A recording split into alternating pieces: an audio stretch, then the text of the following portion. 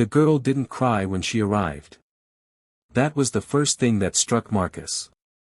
Most kids who came to the old shelter cried, screamed, or at least looked lost.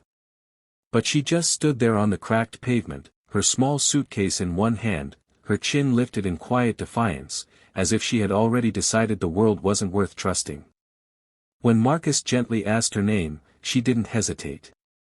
She looked him straight in the eyes and said, almost coldly, "My family sent me here as punishment." If you believe in kindness, second chances, and the idea that even broken moments can lead to something beautiful, take a second right now to like this video, share it with someone who needs hope, and subscribe to the channel. Your support helps stories like this reach hearts that need them the most. The shelter sat on the edge of a small town in Ohio, worn down by years of underfunding but held together by people who refused to give up.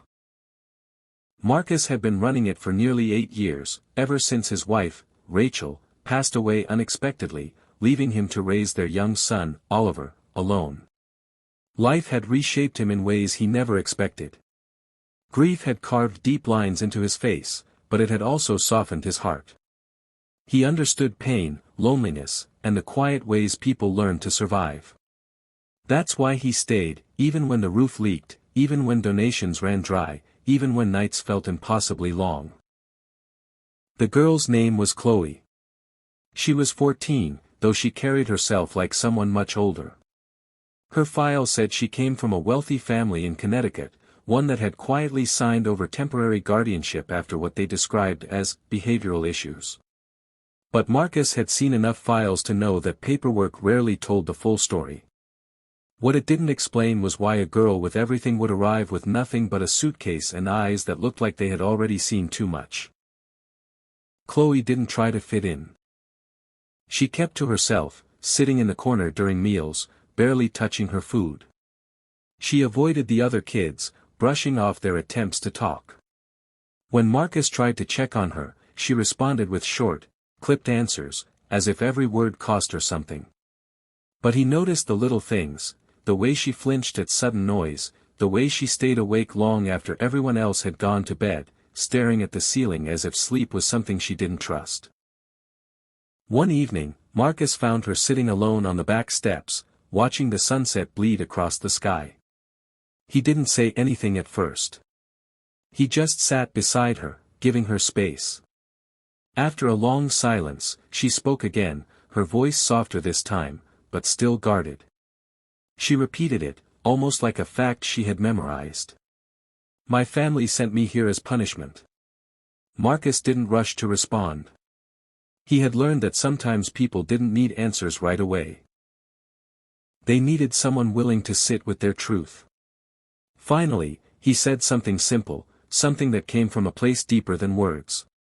He told her that sometimes, people send others away not because they are broken, but because they don't know how to fix what they don't understand.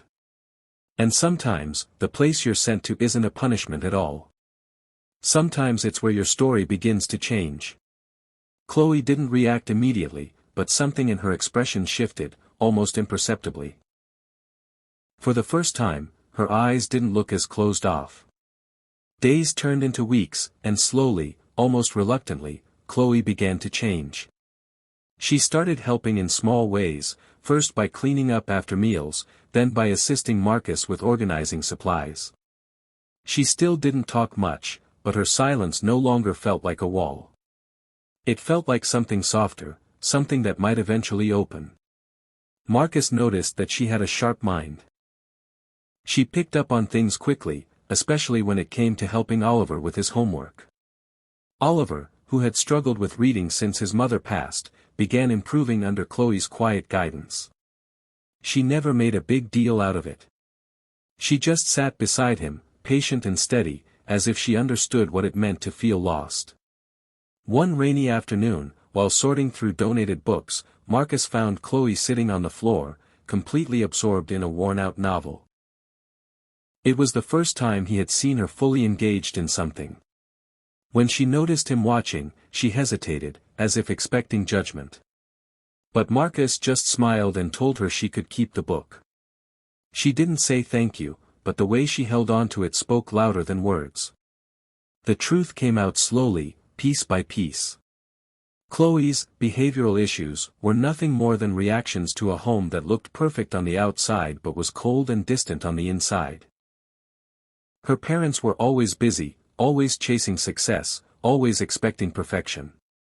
When Chloe started acting out, skipping classes, arguing, refusing to play the role they had designed for her, they didn't try to understand.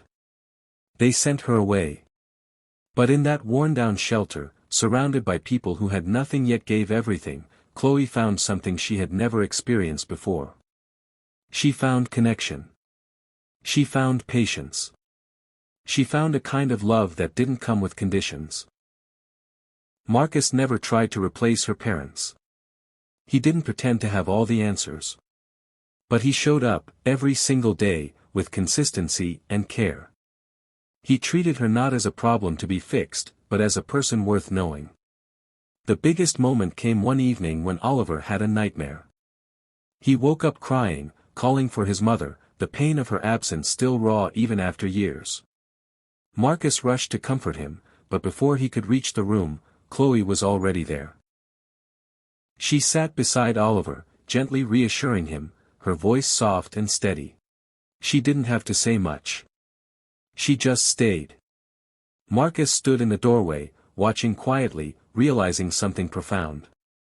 The girl who had arrived claiming she was sent as punishment was now becoming a source of comfort for someone else. Weeks later, Chloe received a letter from her family. Marcus could see the tension in her hands as she held it. She didn't open it right away. Instead, she sat outside, staring at it for what felt like hours. When she finally did, her expression didn't change much, but her eyes told a different story. They wanted her back. That night, Chloe sat with Marcus again on the same steps where she had first spoken to him. She didn't say much, but her silence felt heavier this time. Marcus didn't tell her what to do. He just reminded her of something important. He told her that where she came from didn't define where she was going. And that sometimes, the strongest thing a person can do is choose what kind of life they want to build.